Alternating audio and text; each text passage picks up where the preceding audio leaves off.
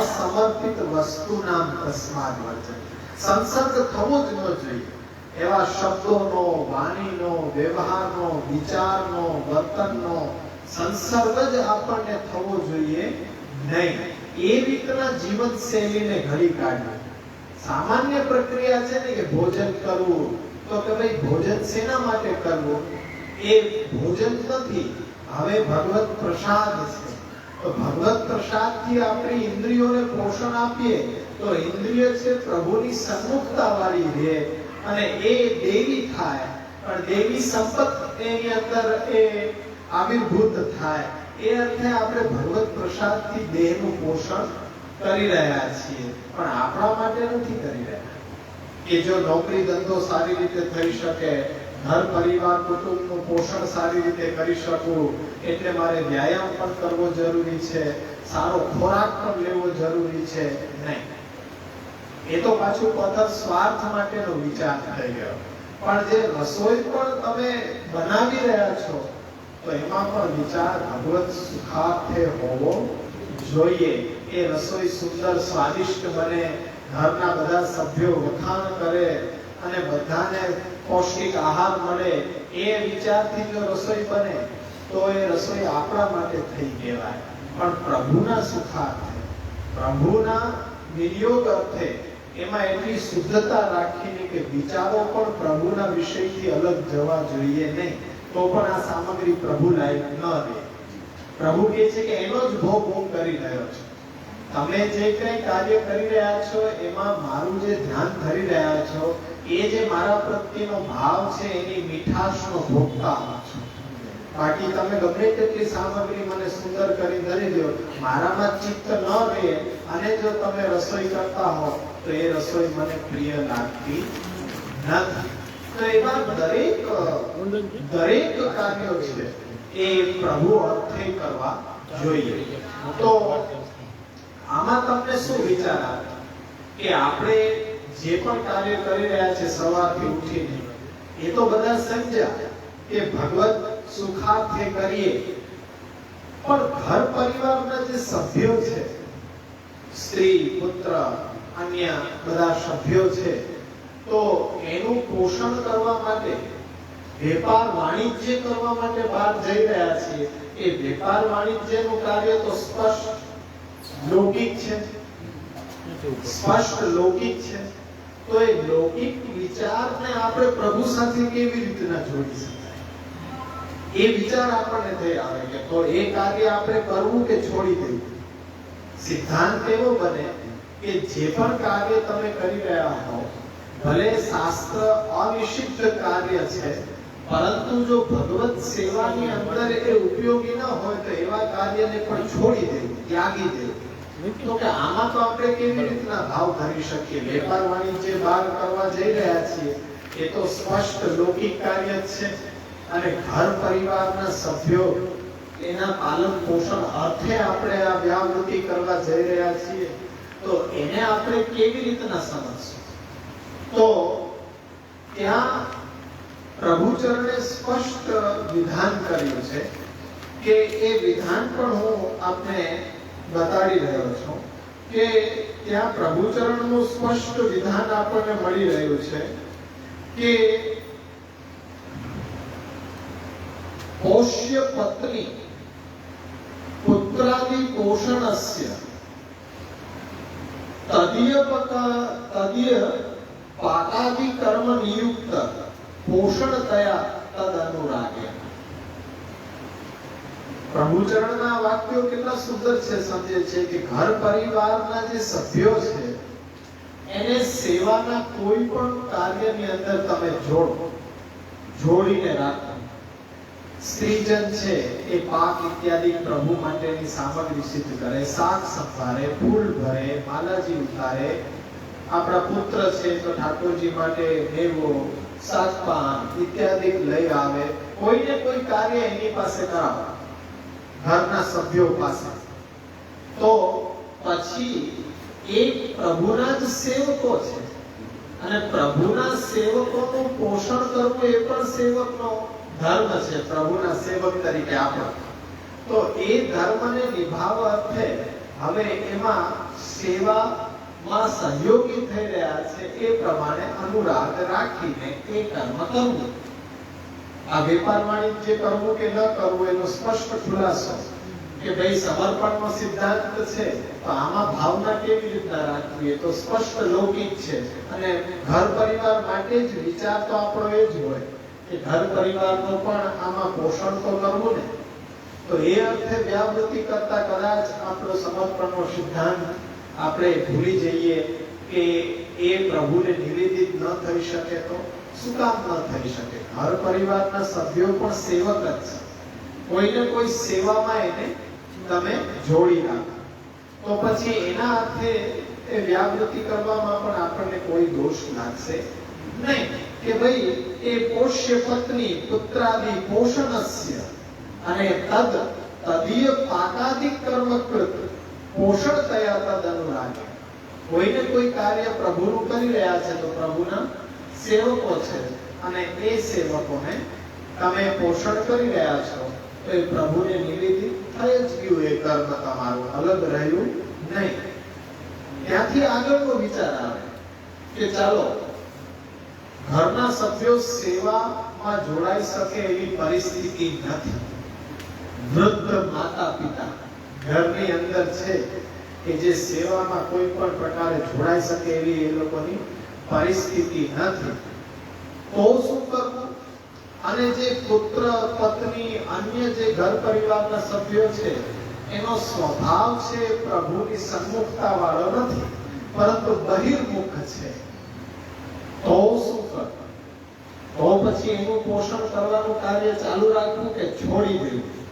ત્યાં પણ પ્રભુચરણના વાક્યો આપણને પાછા યાદ કરવા જેવા છે કે તદ અનઉપયુક્ત, જે સભ્ય સેવામાં ઉપયોગી થતા નથી તો તદ અનુપયુક્ત પિત્રાદિ દોષાણામ ચ તદ રાહિત્યેન પાપ અપકીર્તિ ભયેન ભગવત સેવા પ્રતિકૂળ નિરાસન રૂપેણ નતુ શ્રિયામ બુદ્ધયા.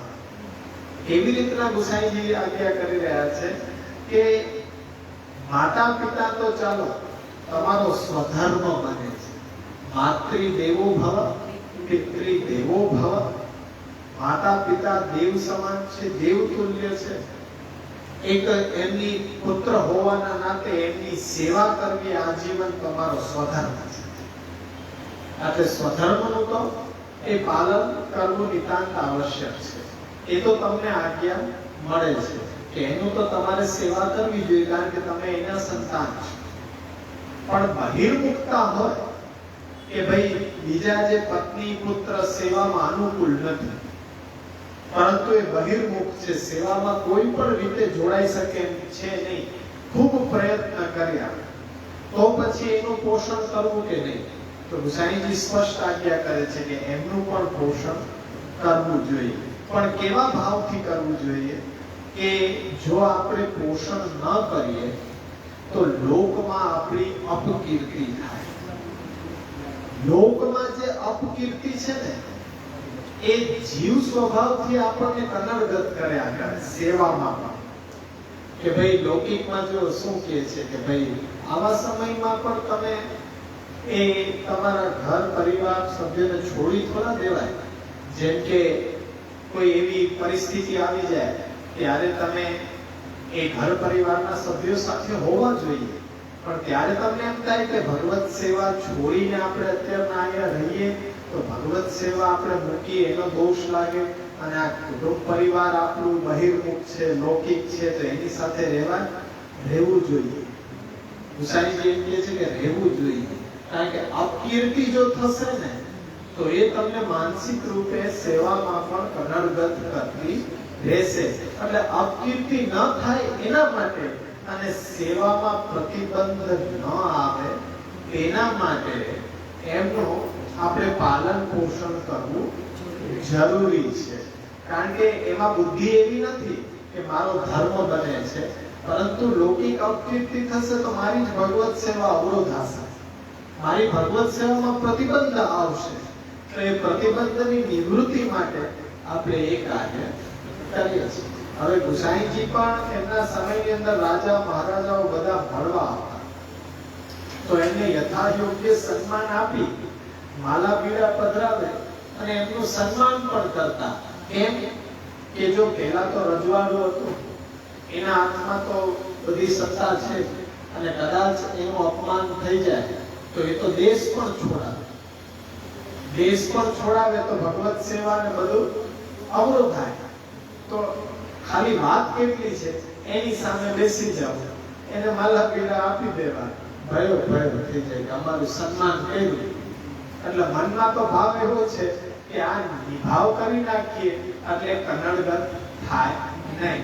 હવે લૌકિક વૈદિક પણ નિભાવ આ જ ભાવથી કરવો જોઈએ. આપણે લૌકિક વૈદિક નો નિભાવ પણ કપટ ભાવથી, હૃદયની અંદર એવો ભાવ નથી હોતો કે આ તો ત્યાં જાય છે, ત્યાં તો બધા અવૈષ્ણવ છે, પાછળ એ શું ખાય છે, શું રાંધે છે, કેવી રીતના બોલે છે, કેટલીક વાર રોકાય છે, મળી નીકળી ગયા, એ પાછા ડોક્યું કરવા વાળા ઘણા. પોતાનું જે કાર્ય કરવાનું છે એ છોડીને બીજા શું કરે છે. એટલે મેં એમ કીધું કે આ પ્રપંચની સ્ફૂર્તિ તો આપણા માટે તો એ બહિર સંવેદના અને અંતર સંવેદના એ આપણા માટે વિચાર કરવા જેવો નથી. એ તો જે ભક્ત કોટીમાં આવતા હોય તો ઉત્તમ મધ્યમ ને અધમ નક્કી થાય ને, પેલા ભક્ત જ કોટીની અંદર આવતા નથી તો પછી હવે ઉત્તમ મધ્યમ હીન થી કોઈ નીચે હોય તો ઈ કે અમે તો એમાંય હજી આવીએ કે ના આવીએ એવો સવાલ છે. એટલે ત્યાં બધા જોતા હોય. એટલે શ્રી ગુસાઈજી આજ્ઞા કરે છે કે ભાઈ એ રીતના તમારો નિભાવ તમારે એ કરવો જોઈએ, પણ ભાવના એવી રાખવી જોઈએ કે પ્રભુ ને સમર્પિત થઈને રહેવાનો સિદ્ધાંત એ સમર્પણનો સિદ્ધાંત છે. હવે જો થોડું ઊંડાણપૂર્વક ઉતરતા પહેલા એક સામાન્ય અર્થની અંદર સમર્પણના સિદ્ધાંતને સમજાવી દઉં કે જે રીતના બ્રહ્મસંબંધ દીક્ષા લીધા પછી સેવા વિના રહેવું શક્ય નથી. શા માટે? કે ટીકાકારો બ્રહ્મસંબંધને પ્રભુ સાથેના અલૌકિક લગ્ન સાથે સરખાવે છે. લગ્નની અંદર લગ્ન ગ્રંથિથી જોડાયા પછી પતિ પત્ની છે એ બંને એક સાથે જીવનનો એ નિભાવ કરે. પત્નીનો ધર્મ એ કે પતિને સુખ થાય એ રીતના દરેક કાર્યો કરવા. અહીંયા અલૌકિકની અંદર પરબ્રહ્મ શ્રી કૃષ્ણ છે એ અલૌકિક પતિના સ્થાન ઉપર છે, અને આપણે બધા જીવાત્મા છીએ એ પત્નીના સ્થાન ઉપર છે. અને આ તુલસીજીની સાક્ષીમાં શ્રી મહાપ્રભુજી રૂપ અલૌકિક અગ્નિ સમક્ષ આપણે શપથ લીધા છે કે પ્રભુની સાથે આ સંબંધ આપણે જોડ્યો છે. હવે આપણું કાર્ય શું છે? પ્રોઢાપી દુહિતા યદવત સ્નેહાન પ્રેષ્યતે વરે. દીકરી લગ્ન લાયક થઈ ગઈ, લગ્ન તો કરવા છે પણ સાસરે વડાવવી નથી. હવે તો લગ્ન જીવનનું શું સાફલ્ય? આપણા દેહ ઉપર મમત્વ એવું આપણને છે કે સેવા ધર્મ કરવી નથી, પણ બ્રહ્મસંબંધ તો લેવું છે. તો આ બ્રહ્મસંબંધ લેવું છે ને પછી સાસરે વળવું નથી દીકરીને, તો કે લગ્ન કરી દેવા છે પણ પછી પતિ એના ઘરે અને દીકરી આપણા ઘરે. કારણ કે દીકરી ઉપર મમત્વ એટલું છે કે સાસરિયામાં જઈને વહેલું ઉઠવું પડે, કામ કરવું પડે, બધાના કઠોર વચન સાંભળવા પડે, સહન કરવું પડે. એના કરતા ગામને દેખાડવા માટે આપણે લગ્ન કરી દઈએ પણ એને સાસરે વડાવી નથી. એનું કોઈ સાફલ્ય થાય? લગ્ન જીવનનું કોઈ સાફલ્ય છે? ગામને દેખાડવા માટે બ્રહ્મસંબંધ લઈ લે પછી સેવા કરવી નથી. તો એ દેહનો જ્યાં સુધી પ્રભુની સેવામાં વિનિયોગ નહીં થાય ત્યાં સુધી આપણા સ્વામીને સંતોષ કેવી રીતના થશે? તો એના માટે જ કે બ્રહ્મસંબંધ છે એ અલૌકિક લગ્ન છે. તો હવે લગ્ન પછી પતિ પત્ની સાથે રહીને એ જીવન જીવે એ રીતના આ જીવાત્મા પરમાત્મા સાથે એ અલૌકિક લગ્ન સંબંધથી બંધાયેલો છે, એવો આ સંબંધ છે. અને હજી ટીકા ભણશું એમાં તો હજી સુંદર વ્યાખ્યા આવશે કે બ્રહ્મ સંબંધ તો અત્યંત પ્રારંભિક કક્ષાનો સંબંધ છે. મુખ્ય સંબંધ તો કૃષ્ણ સંબંધ છે. કૃષ્ણ સંબંધની યોગ્યતા માટે આપેલો પ્રારંભિક સંબંધ તમને એ બ્રહ્મ સંબંધ કરાવવામાં આવે છે.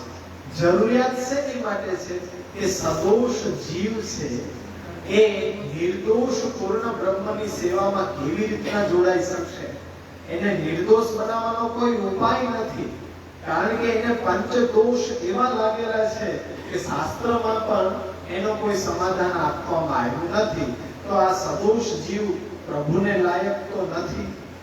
ત્યારે શ્રી ગોવર્ધન ધરણે એ ઉપદેશ આપીને આ ગદ્ય મંત્ર શ્રી મહાપ્રભુજીને કહ્યો છે. અને એ ગદ્ય મંત્ર દ્વારા એ જીવ નિર્દોષતાને પ્રાપ્ત થશે. આ પંચદોષ છે એની સેવામાં પ્રતિબંધ કરી શકશે નહીં. નિવૃત્તિ, નાશ નહીં, નિવૃત્તિ એટલે નિવૃત્તિ છે ખાલી. પણ જો એ સેવા નહીં કરવામાં આવે તો આ પંચદોષ પાછા એને લાગી જશે. એટલે હરિરાયજી એમ આજ્ઞા કરે છે કે તમે તુલસી દળ હાથમાં લ્યો છો, આ ગદ્ય મંત્ર બોલો છો, ત્યાં સુધી નિર્દોષ. પછી જો લઈ પછી ઘરે ગયા સદોષ. કેમ સદોષ? તો કે ભગવત સેવા થકી જ નિર્દોષતા તો છે. વસ્ત્ર એકવાર આપણે કપડા ધોઈ નાખીએ પછી જિંદગી ભર ન ધોવા પડે એવું શક્ય છે કે કાયમી નિરાશ? તો કેટલો બધો સમયનો બચાવ થઈ જાય. આ વોશિંગ મશીન ફેરવવા નહીં, કઈ નહીં, એકવાર ધોવો જીવનમાં કાયમી સ્વચ્છ પણ નથી, ફરીથી એ મેલા થાય છે. તો એના માટે કરવું શું? રોજે રોજ એ કપડા ધોવા પડે. તો અહીંયા પણ શ્રી હરિરાયજી એ જ વિચાર આપણને આપશે કે નિર્દોષતા આવી બ્રહ્મ સાથે જોડાયા ત્યાં સુધી, પણ પછી હવે વિખૂટા પડી ગયા બ્રહ્મથી, પછી તો પાછી સદોષતા આવી શકે ને. કાયમી નિર્દોષતાને જાળવવા માટે ઘરે પ્રભુને પધરાવીને સેવામાં જોડાયેલા રહેવાથી જ નિર્દોષતા રહેશે. બાકી તો ખાલી બ્રહ્મણા રહેશે કે મને સંબંધ થઈ ગયો, એટલી જ વાર નિર્દોષ રહ્યા, પાછા સદોષ થઈ ગયા. આ પેલી વાર્તાની જેમ છે કે ગંગાજીમાં કોઈદા, ગંગાજીની અંદર છો ત્યાં સુધી પાપ બધા નીકળીને કિનારા ઉપર વૃક્ષ ઉપર બેસી જાય. તમારી બહાર નીકળવાની રાહ જોજો. તમે જેવા ગંગાજીમાંથી બહાર આવ્યા એટલે ફરી પાછા પાપ નીકળ્યા. અચ્છા, તમે હતા એના હે? આવું તે કેવું બની શકે? આ કે એવું જ છે. જો એ પાપથી છુટકારો જોતો હોય તો ગંગાજીમાંથી બહાર જ ન આવે. અરે તો એ કથા જ પૂરી થઈ જાય છે. પછી પાપ શું નથી? ભય શેનો છે? કરેલા પાપનો ભય છે ને. પાપાચરણ થવા જ ન દે તો એવું જીવન જીવતે. એ જ અર્થે શ્રી મહાપ્રભુજી કીધું કે ભાઈ નિવેદિતી સમર્પિત સર્વમ કુર્યાદિતિ સ્થિતિ. અસમર્પિત વસ્તુનામ તસ્માદ વર્જનમાં ચરે. જો આ રીતના રહેશો ત્યાં ગઈ સદોષ પાછા થશો જ નહીં. નિર્દોષના નિર્દોષ જ રહેશો. પણ આજે 95% વૈષ્ણવ સૃષ્ટિ બ્રહ્મ સંબંધ લઈ ભગવત સેવાથી દૂર છે. તો એને ખાલી ભ્રમણામાં જ જીવવાનું છે કે અમે બ્રહ્મ સંબંધ લઈ લીધેલું છે, પણ એ બ્રહ્મ સંબંધનો કોઈ અર્થ શકતો નથી કે જ્યાં સુધી સેવામાં એ આપણા દેહ ઇન્દ્રિયને જોડો, આપણી અહંતા મમતાના વિષયોને જોડો, ત્યારે વિષયોને જોડવાનો જે આખો એ ક્રમ છે એને બ્રહ્મ સંબંધ કહેવાય. અને સૌથી આગળની વસ્તુ કે બ્રહ્મ સંબંધ કોઈ એ લેવાની દીક્ષા નથી, પણ જીવવાની દીક્ષા છે. મહાપ્રભુજી ઘણા ખરા પ્રસંગોમાં આજ્ઞા કરી છે કે બ્રહ્મ સંબંધ તારાથી નિભાવ નહીં થઈ શકે, બ્રહ્મ સંબંધને તું નહીં જીવી શક, એટલે તને હું બ્રહ્મ સંબંધ દીક્ષા નહીં આપું. કોટીમાં વિરલ કોઈ એક હોય કે જે જીવી શકે. અત્યારમાં તો કઈ વિચારવાનું જ નહીં કે એ દેવાય છે ને તમે લ્યો છો. ઘણાની શ્રદ્ધા એમાં જ બેઠેલી હોય કે એકવાર લઈ લઈએ ને એટલે વાત પૂરી. ગુરુ ધારણ કરવા છે ને શેના માટે કરવા? ગુરુ શું તમને મદદરૂપ થઈ શકે? ગુરુનું સ્થાન શું છે તમારા જીવનમાં? તો એ તો કોઈને ખ્યાલ છે નહીં. પણ બ્રહ્મ સંબંધ લેવાથી આપણા દોષ છે ને એ બધા બળીને ભસ્મ થઈ જાય. એક પ્રશ્ન છે. હા, બ્રહ્મ સંબંધ લીધા પછી ક્યારે સેવામાં પ્રવૃત્ત નથી, ત્યાર પછી ઘણા સમય પછી કોઈ એનો અધિકાર બને છે અને પાછો પ્રવૃત્ત થાય છે, ત્યારે નિર્દોષતા. પાછા નિર્દોષતા હા, નથી ત્યારે સદોષ. જ્યાં સુધી સેવામાં નથી જોડાયા ત્યાં સુધી તો પાછા સદોષ થવાના છે. એક જ ઉપાય છે, જ્યાં સુધી અસમર્પિત વસ્તુઓનો સંસર્ગ રહેશે ત્યાં સુધી દોષોને પોષણ મળતું રહેશે. જ્યાં સુધી અસમર્પિત વસ્તુને છોડવામાં નહીં આવે ત્યાં સુધી નિર્દોષતા થશે નહીં. હકીકતે તો પ્રાચીન પ્રકાર તો એવો પણ જોવા મળે છે કે બ્રહ્મ સંબંધ દીક્ષા લઈ લીધા પછી થોડો સમય વ્યતીત થઈ ગયો છે સેવા વિના, તો પુનઃ એને ગદ્ય મંત્ર પાછું શ્રવણ કરવું પડે ગુરુ મુખા. પણ ગુરુ તો હવે રહ્યા નહીં, તો મહાપ્રભુજીના ચિત્રજી સન્મુખ ઉભા રહીને પુનઃ યાદ કરો કે એ ગદ્ય મંત્રને બોલો. પ્રશ્ન એવો આવ્યો હતો કે મહાપ્રભુજીની બેઠકે બધાએ જાય અને ત્યાં ગદ્ય મંત્ર બોલે, તો એ કઈ ગુરુની સન્મુખ બોલવાનું એ કોઈ ઔચિત્ય દેખાતું નથી. ઠાકોરજી તો બિરાજતા ન હોય. ગુસાઈજીની બેઠક કે ગમે ત્યાં બેઠકોમાં જુઓ તો વૈષ્ણવ ત્યાં ગદ્ય મંત્ર બધા ઉભા રહીને બોલતા. પણ અહીંયા ભાવના શું છે કે ગુરુની સન્મુખ જઈને આપણું જે કર્તવ્ય છે કે ગુરુ પ્રદત્ત જે ગુરુ દ્વારા આપણને ધ્યાન કરાવવામાં આવ્યું છે એનું પુનઃ સ્મરણ આપણને યાદ કોણ કરાવે? યાદ કોણ કરાવે? કે ભાઈ આપણે કે ભાઈ નિવેદનમ તો સ્મર્તવ્ય સર્વથા તાદૃશે જને. ત્યાં એ ભાવના કરવી જોઈએ કે કમસે કમ ગુરુની આગળ જઈને એકવાર તો ગદ્ય મંત્ર ઘણાને તો ભૂલાઈ ગયું છે. એવી પરિસ્થિતિ છે અત્યારે કે ઘણાને તો ભૂલાઈ ગયું છે કે શું આ બોલ્યું હતું, બોલાયું હતું. એ દીક્ષા મંત્ર જ યાદ ન ગયો તો પછી દીક્ષા રહી ક્યાં? એટલે પુનઃ યાદ કરવો પડે દીક્ષા મંત્ર. અને પછી જે જીવન જીવવાની શરૂઆત કરે છે તો પછી એ પાછા નિર્દોષ થઈને પ્રભુની સેવામાં એ જોડાઈ શકે છે. એટલે જ આપણે કહીએ કે સાચી શરૂઆત અને ભલે શરણાગતિ તો શરણાગતિ, નામ દીક્ષા બ્રહ્મ સંબંધ સુધી ભગવદ ઈચ્છા હશે ત્યારે પહોંચાશે, પણ નામ દીક્ષાથી આપણા કર્તવ્યને યાદ કરીને શરૂઆત કરવી જોઈએ. એમાં પ્રમાણિક રહેવું જોઈએ, એમાં પ્રમાણિક રહેવું જોઈએ. એવી કોઈ પ્રકાર આપણે અનુકલ્પતયા સ્વીકાર ન કરી શકીએ કે મિશ્રી, દૂધઘર, અંસકડી આ બધો પ્રકાર એ સમર્પિત તો નથી જ થતા.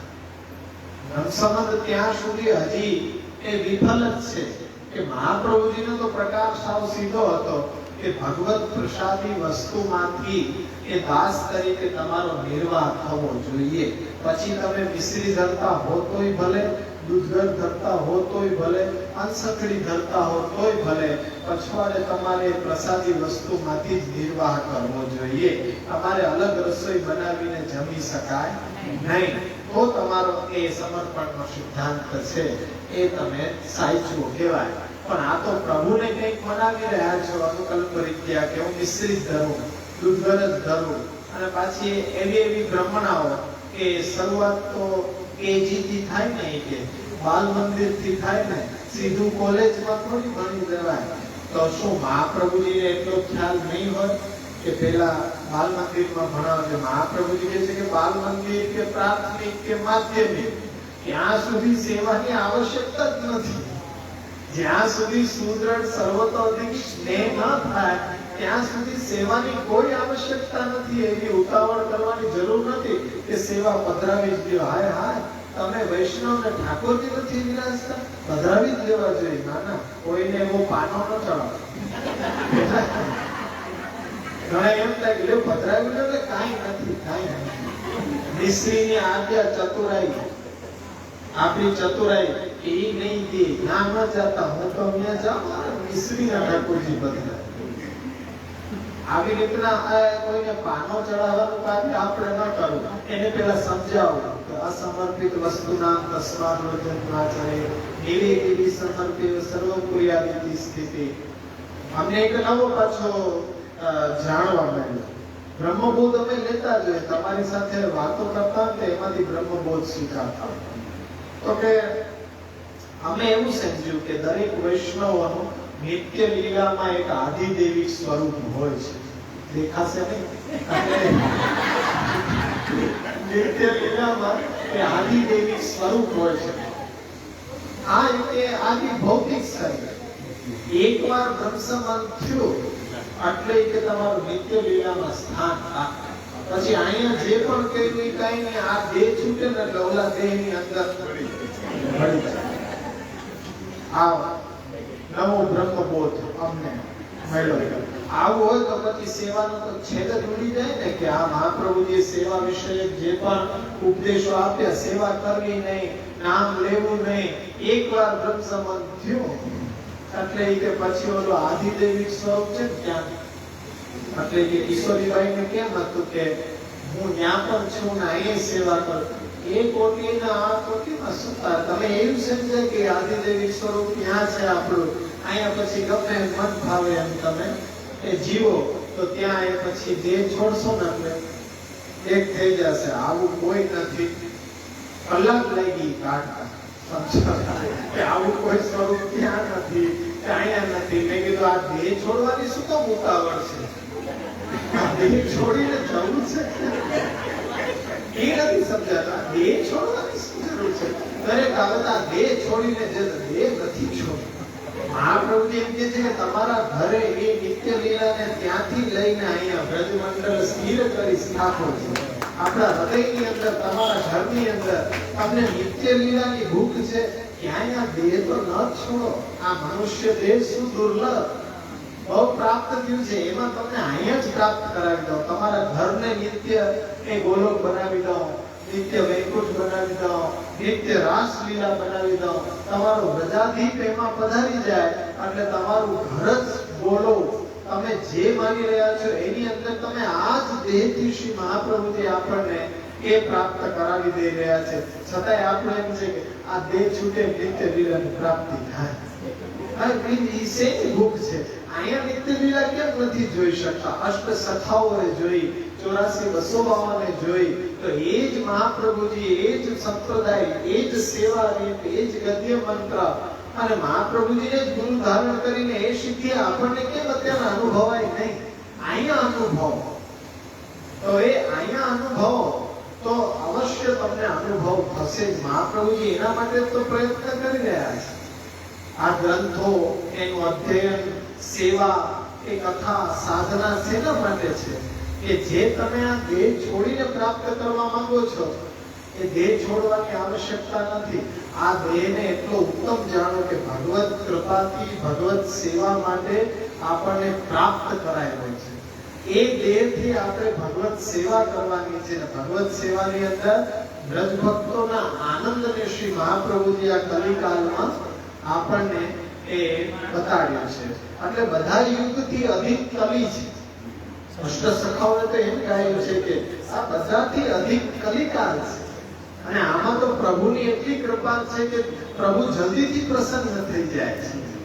તો આમાં આપણે સાધી જ લેવું જોઈએ આપણું લક્ષ્ય. એ દેહ છોડવાની રાહ ન જુઓ કે આ દેહ છૂટે પછી આપણે એ પ્રાપ્ત કરીએ. છોડવા કરતા જોડાય એટલે ઘણું. હા, મહાપ્રભુજીનો સિદ્ધાંત તમે સમજો. મહાપ્રભુજીનો સિદ્ધાંત એ છે કે દેહ સંબંધિત દરેક વસ્તુ અહંતા મમતાથી તમે જોડાયેલા છો તો અહંતા મમતાને છોડવી જરૂરી નથી, પણ ભગવત સેવામાં એને જોડી દો. એટલે કેટલો સુંદર સિદ્ધાંત. અને મહાપ્રભુજી પેલા વેદ, ઉપનિષદ, બ્રહ્મસૂત્ર બધા ભાગવતને જોનાર વિદ્વાન આચાર્ય પણ થઈ ગયા, પણ એકને પણ આ સમર્પણનો સિદ્ધાંત સમજાયો નહીં. એવું કેમ હોઈ શકે? કારણ કે એની અંદર ગૂઢ રીતે છુપાયેલો આ સિદ્ધાંત છે, કોઈ વર્તી ન શક્યું. અને મહાપ્રભુજીએ એ જ સિદ્ધાંતને આજે પોતાની સાધના પ્રણાલી તરીકે વૈષ્ણવ અનુયાયીને જીવવા માટે ઉપદેશ કર્યો. તો એ વલ્લભ નામ ધૈર્ય સદૃશો ભાવિન ભૂતો શક્યતે. આપણને ખ્યાલ આવે કે મહાપ્રભુજી સાક્ષાત વસ્તુતઃ કૃષ્ણ એ બીજું કોણ સમજાવી શકે? તો અન્ય જે આચાર્યો થઈ ગયા, માધવાચાર્ય, નિંબાર્કાચાર્ય વગેરે વગેરે, એને શ્રીમદ ભાગવતમાંથી કે અન્ય શાસ્ત્રોમાંથી આ સમર્પણનો સિદ્ધાંત ન દેખાયો અને મહાપ્રભુજીને દેખાયો. એ બધા પોતપોતાની રીતે જે પણ કંઈ વિચારધારા ઉપર એ પોતાની સાધના પ્રણાલીને જીવન જીવી રહ્યા હતા. પણ એમાં દરેક મત છે, એ દરેક મતને આપણે જો સમજીએ તો એની અંદર જે આપણો શુદ્ધાદ્વૈતનો સિદ્ધાંત આવી રહ્યો છે એ બધાને એક કરો ને ત્યારે આવી રહ્યો છે. બધા ક્યાંક ક્યાંક ઉણપ જોઈ રહ્યા છે. કોઈ જીવમાં અને પરમાત્માની અંદર નિત્ય ભેદ જોઈ રહ્યો છે, કોઈ અભેદ માનીને રહી રહ્યો છે. પણ આપણી વિચારશૈલી શું છે? ભેદ સહિષ્ણુ અભેદ, ભેદ સહિષ્ણુ અભેદ. દરિયા અને દરિયાના મોજા છે તો બે અલગ. દરિયાના મોજાનું સ્વરૂપ અલગ છે, દરિયાનું સ્વરૂપ અલગ છે, પણ બેની વચ્ચે સંબંધ પણ એવો ગાઢ છે. તો એ પ્રકારનો પરમાત્મા અને જીવાત્મા વચ્ચે ભેદ સહિષ્ણુ અભેદ છે. એટલે એ આચાર્યો આપણે હમણાં આગળ જે ભણવાના છીએ ને એના ઉપર જ આપણે જવાના છીએ કે કેમ એ વિશિષ્ટતા શ્રી મહાપ્રભુજી કે એમણે આ સમર્પણનો સિદ્ધાંત આપણે ગીતાજીની અંદર પણ જોશું, ઉપનિષદની અંદર પણ જોશું કે સમર્પણનો સિદ્ધાંત કેવી રીતના ભણાઈને આવી રહ્યો છે. આ તો મેં આજે સરળતાથી સમર્પણનો સિદ્ધાંત શું છે એ સમજવા માટેનું ખાલી બેકગ્રાઉન્ડ આપ્યું. પણ હવે જે જવાનું છે અતિ વિશિષ્ટ પ્રકારે આપણે કે કંઈક અલગથી દરેક વખતે પ્રયત્ન એવો રહે છે કે કંઈક અલગ વિચારો સાથે ગ્રંથોને ભણીએ કે જે આપણે અત્યાર સુધી વિચાર્યું ન હોય. બધી ટીકાઓને સામે રાખી સમુચ્ચય એમાંથી જે પણ અને એ પછીના આચાર્યોના પણ અમુક લેખો મળે છે સમર્પણ ઉપર, એ પણ ધ્યાન લેવાની આવશ્યકતા છે. એટલે એ બધાને સમુચ્ચય કરી અને આપણે એ સ્ટેપ બાય સ્ટેપ આગળ વધીશું. સિદ્ધાંત રહસ્ય સુધી પહોંચવા માટે આજે આપણે સમર્પણને કેવી રીતના વેદાહ કૃષ્ણ વાક્યાની વ્યાસ સૂત્રાણી ચેવહી સમાધિ ભાષા વ્યાસસ્ય પ્રમાણમ તત્ચતુષ્ટય એક સૂત્રિત મહાપ્રભુજી કેવી રીતના કરી રહ્યા છે, અન્ય આચાર્યો કેમ ન કરી શક્યા, એના પ્રમાણે કહેવાય છે કે એ લોકોને સમર્પણનો સિદ્ધાંત એ સમજમાં ના આવ્યો. જેમ કે ચૈતન્ય મહાપ્રભુ એમ કહેતા કે જ્યાં સુધી દેહના એ ભોગનો વિચાર આવે છે ત્યાં સુધી ભગવત પ્રાપ્તિ શક્ય નથી. એટલે સ્વાદ બધું છોડી દેવું જોઈએ. આપણો જે દૈનંદિન કામ છે એની અંદર આપણા માટે સ્વાદ પણ આવી રહ્યો છે તો તમને ભગવત પ્રાપ્તિ ન થઈ શકે. તો ત્યાં એમની ઉણપ શું હતી કે સ્વાદ તો લઈ શકાય પણ એ કૃષ્ણ અધરામૃતનો સ્વાદ હોવો જોઈએ. પણ એ લોકો એમ માની રહ્યા હતા કે એમના સેવક છે એ જગન્નાથજીને જે સકડી ધરવામાં આવતી અને એ સકડી સારી નહીં પણ જે સકડી ન વાટવામાં આવી હોય ને જે સડી ગઈ હોય એ સકડી બહાર પધરાવી દેવામાં આવતી તો એ સકડીને લઈને ખૂબ ખાસા કરી ઘોડીને પછી પીને નિર્વાહ કરતા. એટલે કંઈક તાપાત્મક તપ જેવી એ જીવનશૈલી. પણ મહાપ્રભુજીની જીવનશૈલી અત્યંત સરળ, કંઈ પણ છોડવાની આવશ્યકતા નથી. કારણ કે જીવા સ્વભાવ તો દુષ્ટા દોષા ભાવાય સર્વદા. જીવને જો પણ કંઈ છોડવાની વાત આવશે તો પેલા ભાગી જશે. એટલે એના જીવનની અંદર કંઈ પણ ફેરફાર કર્યા વિના ભગવત સેવા કથાને કેવી રીતના વણી દેવી એ શ્રી મહાપ્રભુજીનો વિચાર અત્યંત સરળ રીત્યા બીજા કોઈ આચાર્ય બતાવી શક્યા નહીં. બધા કંઈક ને કંઈક એ વસ્તુ ઉપર અટકી રહ્યા છે અને જ્યાં શ્રી મહાપ્રભુજી એની સરળતા બતાવી રહ્યા છે, કંઈ છોડવાની આવશ્યકતા નથી. અને બધાનો વિચાર એમ હતો કે કઈ છોડ્યા વિના, ત્યાગ વિના, વૈરાગ્ય વિના એ ભગવત પ્રાપ્તિ થઈ શકે નહીં. એક કથા કેવી હતી કે બે રાજા હતા અને વૈરાગ્યની વાત સાંભળીને એમ થઈ ગયું કે ભાઈ તમે આ રીતના રાજમહેલમાં રહ્યો અને મોજ શોખ માણો, ભગવત પ્રાપ્તિ શક્ય નથી, તમને ક્યારેય થઈ શકે. એના માટે તો બધું ત્યાગીને વનમાં જવું પડે અને જે પણ કઈ મળી આવે એમાં નિર્વાહ કરવો પડે, બધું છોડવું પડે શોખમાં. એમણે આચરણ કરી લીધું. બે જણા સંન્યાસીનો વેશ ધરીને રોજ માંગવા જતા. એક દિવસ ભિક્ષામાં કઈ મળ્યું નહીં ને ખાલી છાસ મળી, અને છાસ મળી પણ મોડી. એટલે પીવા બે બેઠા ત્યારે એટલે વિચાર આવ્યો કે આમાં સેજ કે મીઠું હોત ને મજા અલગ લાગે, બોલો કે સ્વાદ આવ્યો સારો. અને બીજો એમ કહે છે કે ઉભો રહે નાખી દો મીઠું. અરે એ મીઠું ક્યાંથી? આપણે તો સંગ્રહ તો કઈ કરવાનો નથી કે કાલે ભિક્ષા માંગવા ગયો તો ને ચપટી કઈક વધારે માંગી લીધું છે, મીઠું આપજો ને. કોઈ વખત આવો હોય કે આવે વખત મોરું મળે તો નાખવા તો ના ચલાવવું કે આ છોડવાથી છૂટે નહીં જ્યાં સુધી દે છે. તો તે રાજા કહે છે કે આ તો આપણે પાછા હતા યાને યાદ છીએ, બધે ભેગા પણ વસ્તુ તો યાને આવી કે સ્વાદ તો છૂટ્યો નહીં. આ છાસ મળી તો મીઠું યાદ આવ્યું. હવે આમાં આપણું કાર્ય નહીં, પાછા રાજમહેલમાં ગયા. તો આ એવી રીત છે કે જ્યારે પણ કઈ છોડવા માંગશો છૂટવાની તો શક્યતા જ નથી, પણ એને તમે ડાયવર્ટ કરીને એનો વિષય ભગવાન સાથે જોડી શકો છો. સુંદર તમે સ્વાદ માણો છો તો એ કૃષ્ણ અધરામૃતનો છે, કોઈ સુગંધ માણો છો તો એ કૃષ્ણ ચરણારવિંદની મકરંદ છે. એવો એક પણ વિષય નહીં હોય કે જે ભગવાનના ઉપયોગમાં આવી પછી તમારા ઉપયોગમાં ના આવી શકતો હોય. તમને અંતર ઇત્યાદિનો શોખ છે તો પ્રભુના રૂપની અંદર પહેલા પ્રભુને એ છીડકીને પછી આપણા માટે ઉપયોગ કરો તો એ દરેક વસ્તુનો ખુલાસો થશે કે બ્રહ્મસંબંધ લીધા પછી જે જીવનશૈલી છે એની અંદર એક સેવ્ય છે, બીજો સેવક છે. હવે બેયની જરૂરિયાત છે અને પાછી બેયની વચ્ચેની જરૂરિયાત છે ઘણી બધી. હવે એક વસ્તુ આપ જ્યારે સમજાવો ને ત્યારે એક વસ્તુ એ પણ ભણી લેવા વિનંતી કે આપણું જે શુદ્ધાત્મિક બ્રહ્મવાદ છે એને આપણે કઈ રીતે અચાનક વિચારે એને આપણે કઈ રીતે જીવી શકીએ એ પણ સાથે આગળ ઉપર ભણી લેવા વિનંતી. એટલે સેવકની જરૂરિયાત છે કે જે સેવ્યને જરૂરી નથી, અને સેવ્યની કેટલીક જરૂરિયાતો છે જે સેવકને જરૂરી નથી. એવું જરૂરી નથી કે બધું પ્રસાદી આપણા ઉપયોગમાં આવી જ શકે. ઠાકોરજીના જૂના શિંગાર તમારો ઉપયોગમાં શું આવી શકે? ઠાકોરજીના જૂના નેત્ર અલંકાર તમારા ઉપયોગમાં શું આવી શકે? અહીં તો ચોટાડાય એને તો તમે સાચવી રાખો, બહુ ભેગા થઈને વિસર્જિત કરો, એવો પ્રકાર થઈ શકે. એ સેવ્યની જરૂરિયાત છે, સેવકની નથી. હવે સેવકની પહેલી જ જરૂરિયાત છે ચા. આ સમર્પિતનો ડંકો વગાડતા હોય ને મોટા મોટા સરપણ ઉપર સામગ્રી કરતા, આ બધું ગેસના ચૂલા ઉપર ચા ઉપર. હવે ઈ ગેસ ઉપર ન લીધું તમે અને એ અસમર્પિત ન થયું, ના ના એ તો પંચામૃત કહેવાય, સ્વતઃ સિદ્ધ. 5 વસ્તુ એમાં મળે ને, દૂધ, જળ, ચાની ભૂકી, ખાંડ ને મસાલા. એ પંચામૃત એટલે પંચામૃત કહેવાય કે એ તો ન છોવાય. પંચામૃત કેમ છોવાય? એટલે કે એ ન છોવાય તો એ અસમર્પિત નથી.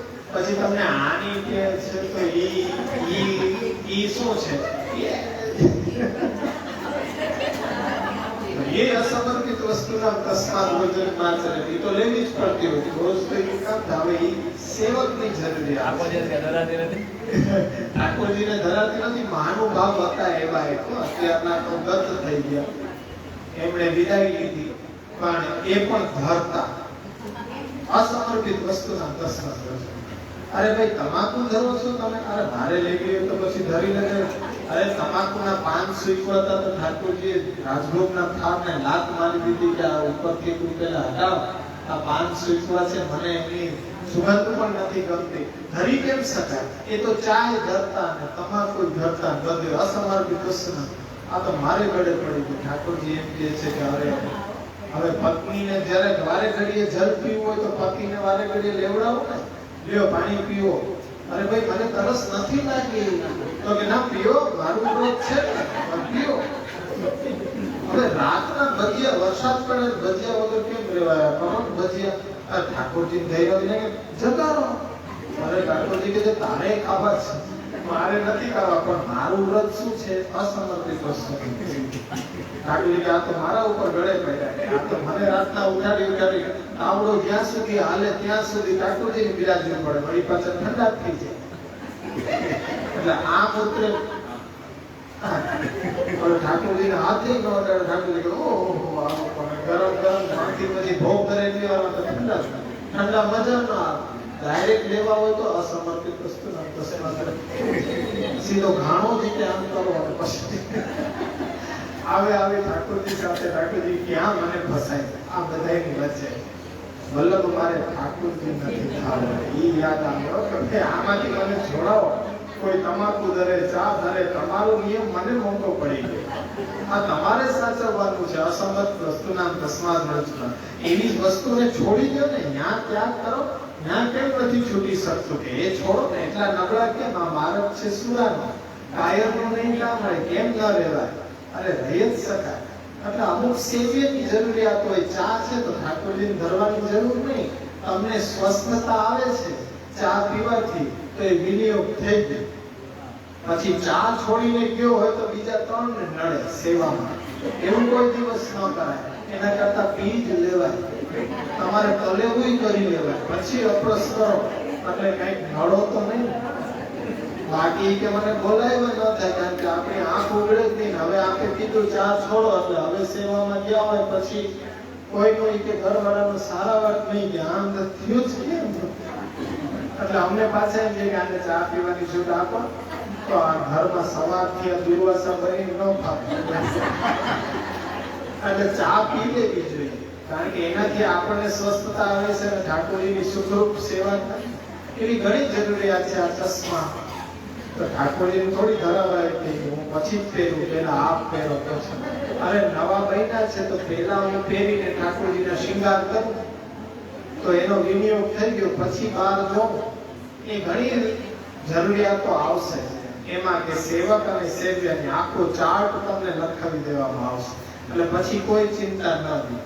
એવી વસ્તુઓ કે જે ઠાકોરજી સન્મુખ લઈ ન જવાય, તો પછી આપણે પહેરવા કે ન પહેરવા, જોડા એ કે થોડી ઠાકોરજીની સન્મુખે કરાવાય, પણ એ પહેરીને બહાર તો જવાય. પહેલી વાર ઠાકોરજી માટે કઈ મેવો પધરાય આવાય, તો પહેલા ઠાકોરજીના કાર્યમાં વિનિયોગ થવો જોઈએ, પછી આપણે એનો ઉપયોગ કરી શકાય. દરેક વસ્તુમાં ધ્યાન રાખવું પડશે અને દરેક ક્રિયાઓની અંદર એ વિચાર કરવો પડશે કે પ્રભુને નિવેદિત કરીને પછી જ આ કાર્ય કરવાનું છે.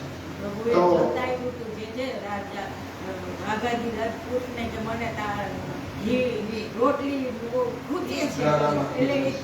એના પ્રભુ સુખાર્થે જોડા પહેરીને જતા તો વૈષ્ણવ પ્રસાદ લેવા આવ્યા તો ભાગી ગયા. આવા વૈષ્ણવ અત્યારના છે ત્યારે હોય ને, આમાં મેઘ મરચા જેવું છે ને, લેવું તો કેમ લેવું? આપણે ચપ્પલ પહેરીને અંદર ગયા, સીધે અમે બેઠા હતા અને ભોગ કરીએ, પણ એનો જો ભાવ ના જોયો. કે મારા ગળામાં ખૂટે છે, એટલે એ ઝડપથી ઠાકોર ગુસાઈજીએ નાથજી ભટ્ટને કીધું કે ડોકરીને ત્યાં સખડી પ્રસાદ લેજે, પણ એના આચાર વિચાર કરીને કીધું કે હું તો બાલ ભોગનો અંશથી જ લઈશ. ગુસાઈજી રુષ્ટ થઈ ગયા કે મેં આજ્ઞા કરી છતાં પણ તે ત્યાં ભાવ ન જોયો અને આચાર વિચાર જોયા, દોષ જોયો, ત્યારે પાછા જઈને સખડી મહાપ્રસાદ જોયો. એટલે એ આપણું મહાપ્રભુજી રામાનુજાચાર્યને કેમ વૃદ્ધ વૈષ્ણવ કહે છે, એમાં કોટેશન ઘણીવાર ગીતાજીમાં આવે છે. ક્યારે? હા, રામાનુજાચાર્ય છે, આચાર્યજી છે ને, એને આપણા મહાપ્રભુજી વૃદ્ધ વૈષ્ણવનું બિરુદ આપે છે. આ વૃદ્ધ વૈષ્ણવનું બિરુદ એટલે વૈષ્ણવાચાર્ય તો છે જ, પરંતુ એમના સિદ્ધાંત અને આપણા સિદ્ધાંતમાં બહુ સમકક્ષતા છે. એકદમ સૌથી નજીક મહાપ્રભુજીના સિદ્ધાંતને રામાનુજનો મત છે એ સ્પર્શી રહ્યો છે.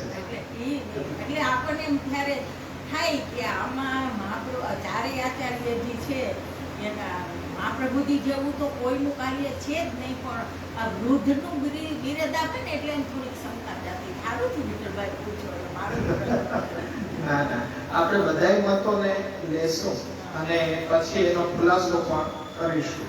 એટલે આ રીતના પ્રશ્ન મૂકો ને તો એક આપણને દ્રષ્ટિ મળે કે ગ્રંથોના વિષયને અલગ વિષય સાથે સાંકળીને જોવા.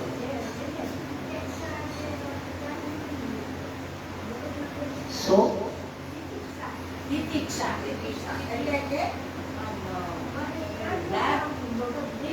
ગીતાજીના 16મા અધ્યાયમાં છે બોલો આર્જ ને તિતિક્ષા અને 16 પ્રકારના ભગવાન કહે છે ને એ વૈષ્ણવ ભક્ત હોય મારો આવો બોલો 16મા અધ્યાયમાં છે.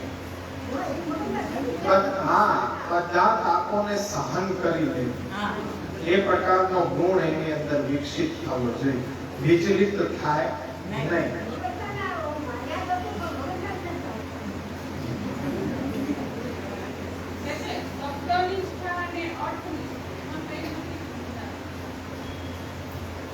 સમજાવો કોઈ શબ્દનિષ્ઠા અને અર્થનિષ્ઠા.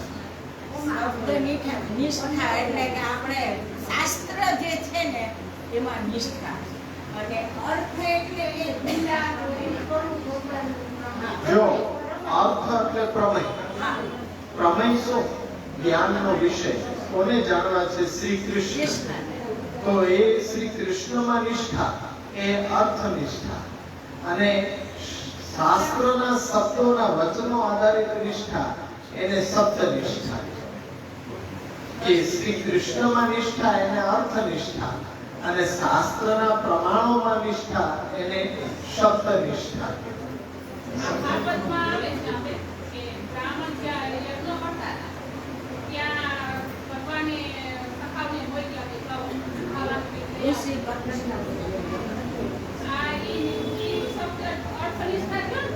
અર્થનિષ્ઠા એ બધી બ્રાહ્મણ પત્નીઓની પ્રભુમાં કે સાક્ષાત યજ્ઞ ભોગતા જે માંગી રહ્યો છે આજે,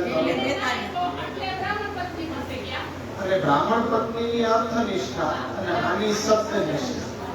કે શાસ્ત્રએ બતાવેલા યજ્ઞ એ આરંભ કર્યો એની વચ્ચેથી કોઈને ક્યાંય પણ કાંઈ આપવું મનાય છે, પણ એ સાક્ષાત કોણ માંગી રહ્યા છે? યજ્ઞો બે હરિ, આ ભગવાન, પણ એ પ્રમાણ ઉપર નિષ્ઠ રહ્યા. શબ્દનિષ્ઠા.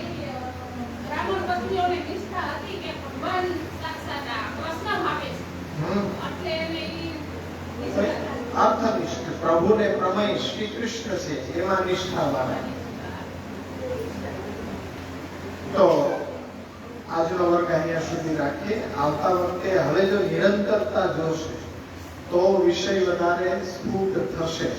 બાકી જો વચ્ચે એ ક્યાંય પણ ગેપ પડ્યો તો પછી આ વિષયનું અનુસંધાન જાળવવું બહુ અઘરું છે.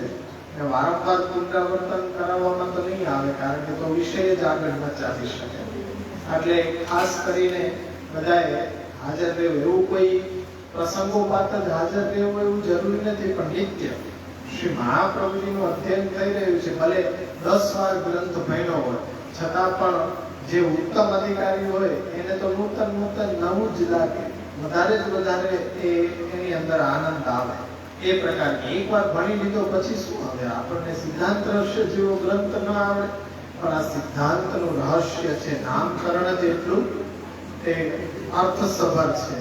એનો પણ વિચાર કરશો કે સિદ્ધાંત રહસ્યમાં સિદ્ધાંત શું છે, રહસ્ય શું છે, ક્યાંથી આપણી આખી અધ્યયનની કક્ષા પ્રારંભ થાય.